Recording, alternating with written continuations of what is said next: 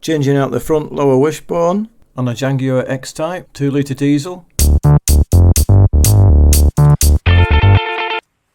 So now you want to jack up the car and take the wheel off. Locate the arrow on the plastic outer sill cover and put the jack on the actual seam, which is behind that, just here.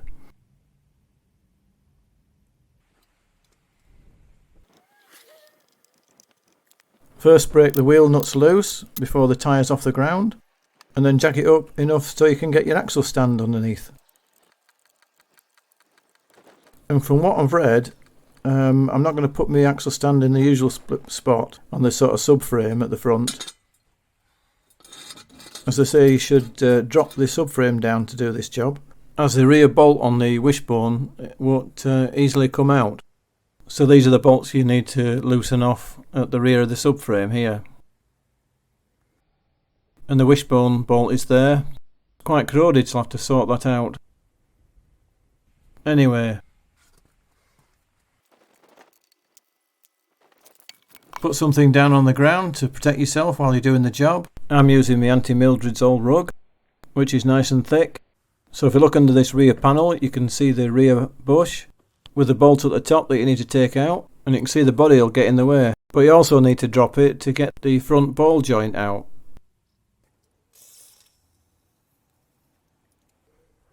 Right, I'm also going to take these bolts out, as I said earlier, just to lower these front subframe down a little bit.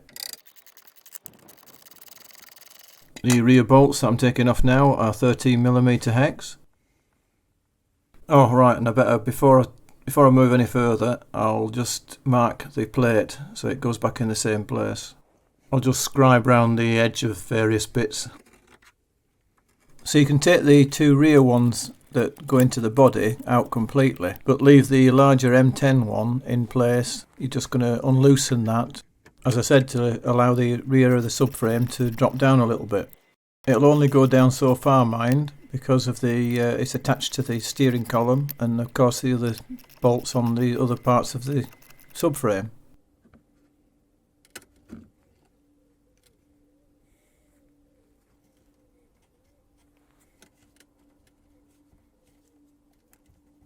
Yeah, it'll pull down a bit more, I think, if it needs to do. I can just take that bolt out if I need to do that. I'm going to take the caliper off, so douse the caliper bolts, wait a while, and then take the caliper bolts out.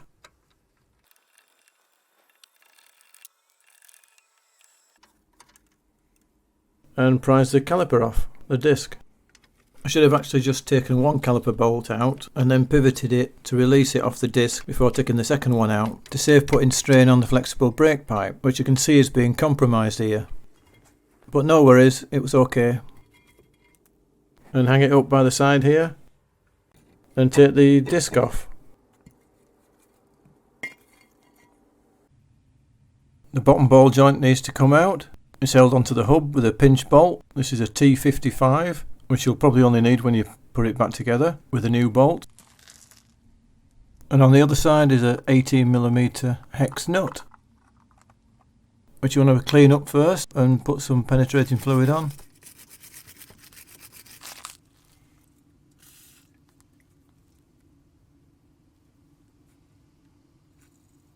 Let that soak a while, and take the bolt off.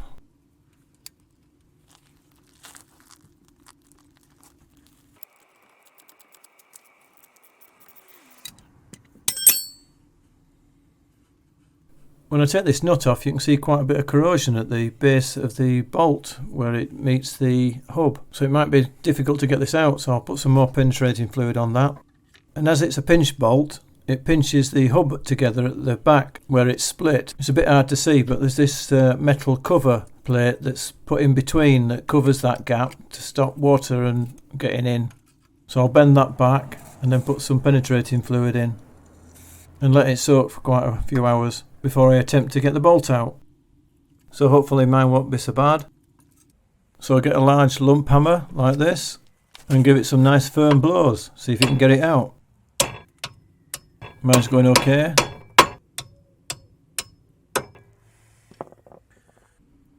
Then drift the remaining bolt out.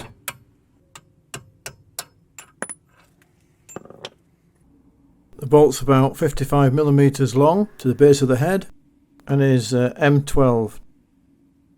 Coarse thread, 1.75 pitch. And the nuts are flanged locking nut.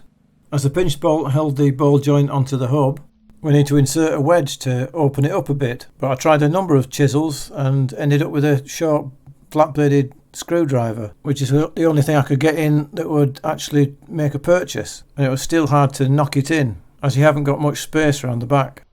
Anyway, with these ball joints, I found that they'll only come about halfway out before getting jammed. It flops into the pinch bolt recess at an angle, so even with a big bar you won't get it out easily without damaging the hub. I've actually done a separate video on how to take the ball joint out on these, as a lot of people seem to struggle with it, including me initially. So check out that video, I'll leave a link in the description and at the end of the video. Anyway, this is how to take it out easily. Take this panel off, there's some little press clips in and a little screw.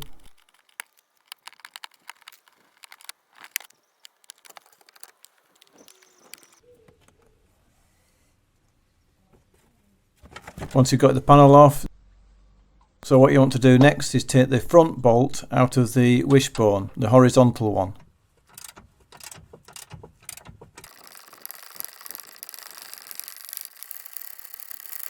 Once the bolt comes out, the wishbone flops forward, and then you can put a bar in where the ball joint is and push the hub towards the body, making the ball joint spindle vertical, and it will easily come out. And that's the simple trick to it. So be sure to check that one out. Basically the spindle here, with a cutout for the spline bolt, which goes into the hub like so, flops down and catches on the gap. You can just see some marks where I've been yanking it previously. Right, we need to take this bolt out. It's about 100mm long, M12. If you need to get a new one, not easy to get out. But as we lowered the subframe a little bit, that should help enormously. So we'll just take this bolt out at the bottom. I think it's 18mm. A bit tight, I've got to use a hammer for this.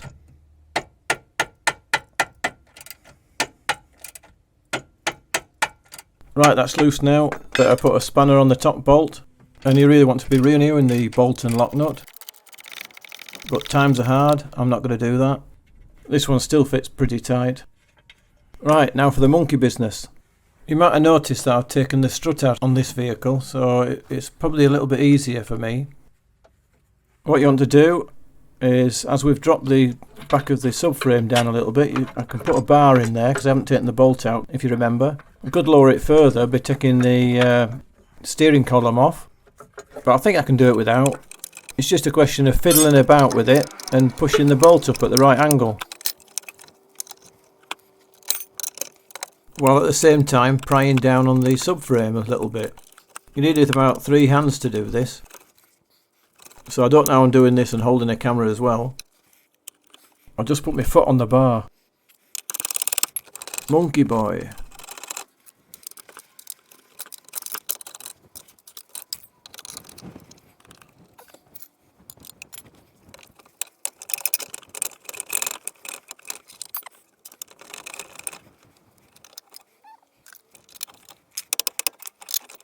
As you can see, it's quite high now. I just need to prise the last bit out.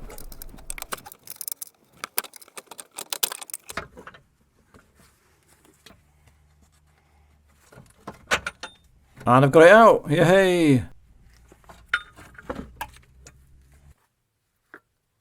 Right, here's the new one. Just check if it's the same.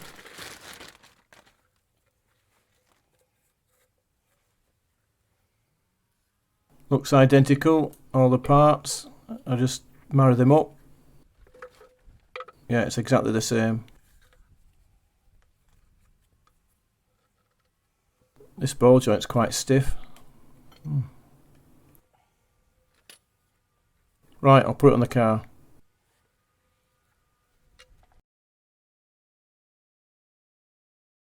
Get your bolt ready and prepare it by putting some grease on its shaft. Then insert the rear bush at an angle and drop the bolt in. It'll go in if you angle it correctly. Once you've dropped it in, all you need to do is lift the wishbone arm up and it'll drop into place, and align it with the hole in the bottom of the subframe. Put the nut on later, but first we need to put the hub back onto the ball joint. Don't forget the little heat shield to go on the ball joint first. Put the heat shield protector on.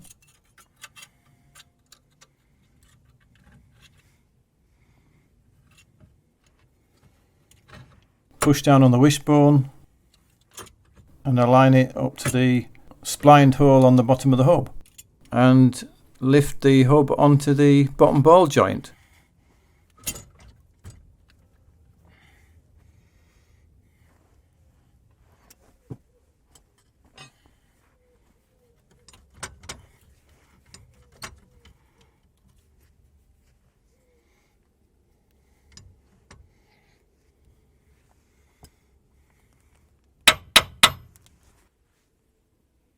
Refit a new ball joint spline bolt and nylon lock nut.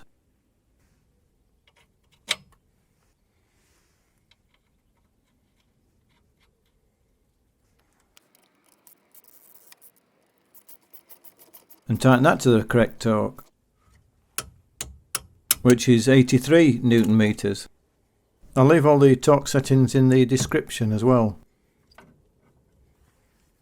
Once that's in place, then you can push the front horizontal bush into alignment and then insert that bolt.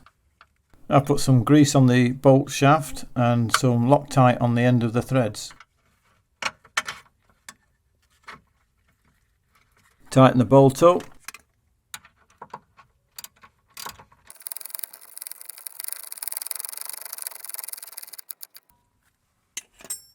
And then torque it up to the correct torque. And both wishbone bush bolts and nuts are the same torque on this, which is 90 Newton meters initially, and then an extra 60 degrees.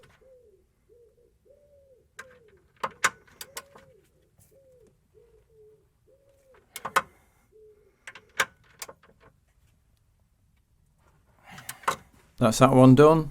Now the rear one. Put a new flanged nylon nut on.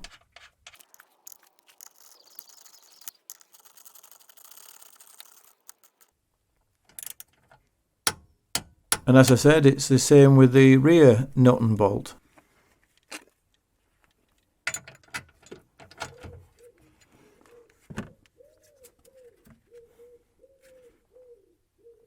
And that's it basically. All you need to do now is put the disc on and the brakes, brake caliper. Oh, I nearly forgot, you've got to tighten up the rear subframe to the body. So you want to align the bracket and then just tighten all those bolts up to the correct torque.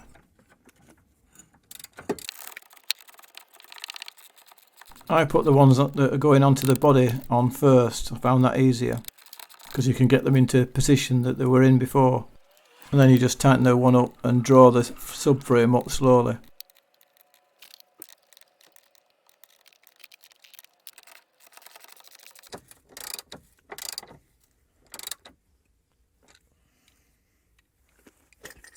The large M10 bolt is 70 Newton meters.